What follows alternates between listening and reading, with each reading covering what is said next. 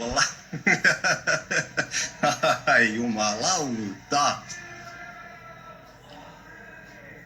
Oho. Aivan uskomatonta. Mä en tiedä mitä mä sanoisin ja miten päin mä olisin ja itkeäkö vai nauraa vai surisko vai olisko onnellinen. Huhhuh.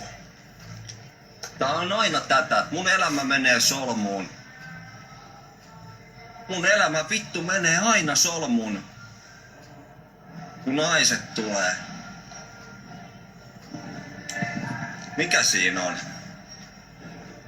Ohoi. Joo. Tuli tossa jorattu yölintua ja Parkano housebändi. Oli hyvät meiningit. Meillä oli tosi hyvät meiningit tän Muorin kanssa.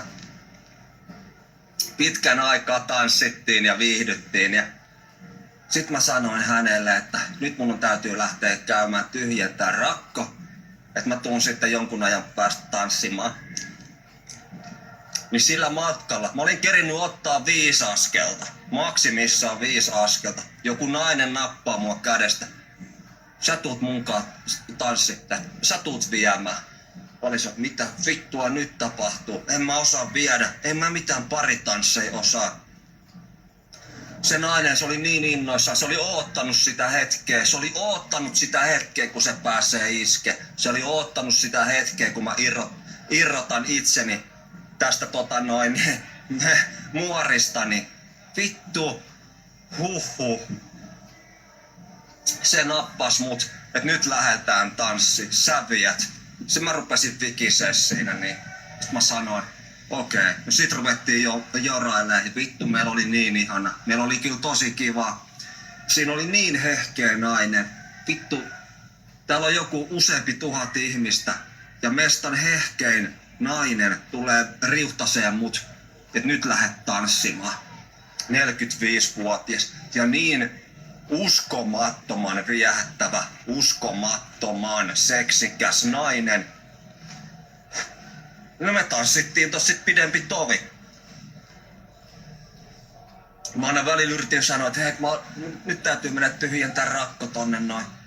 Että tanssitaan myöhemmin ja näin.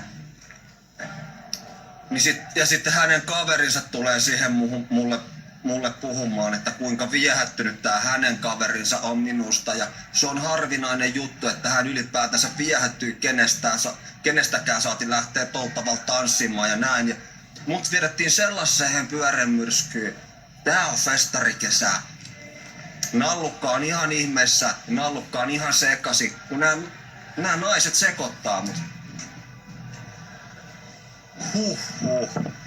Mutta siinä oli kyllä, vittu siinä oli kyllä ja on yhä aika siinä on kyllä viehättävä nainen. Ihan uskomattoman kaunis nainen. Mutta mä olin tanssimassa sen 69-vuotiaan mamman kanssa, kenen kanssa meillä on hyvä meininki. Ja mä viime videolla sanoinkin, kuinka hän oli nähnyt mun Facebook-profiilia ja käynyt vähän tutkimaan sitä ja hän ei pelästynyt sitä. Niin meillä on aivan ihana yhteys. Mä todella pidän siitä naisesta. Niin sit joku tämmönen kunnon joku seksipommi mikäli ja aivan uskomattoman viehättävä nainen. No se näyttää joltain niinku tenniksen maailmanmestarilta. Siis ihan huikee tyyppi. Niinku ulkoisesti, mä en tiedä hänestä muuta.